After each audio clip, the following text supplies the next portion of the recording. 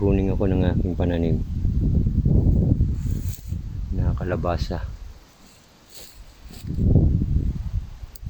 Ito yung yellow bug na isa sa mga uri ng insekto na sumisira sa dahon ng kalabasa.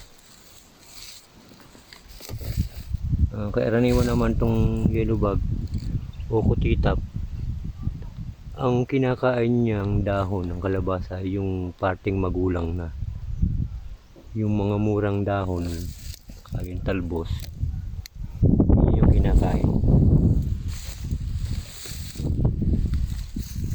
Pero nakakapinsala rin ng pananim dahil sisira yung dahon.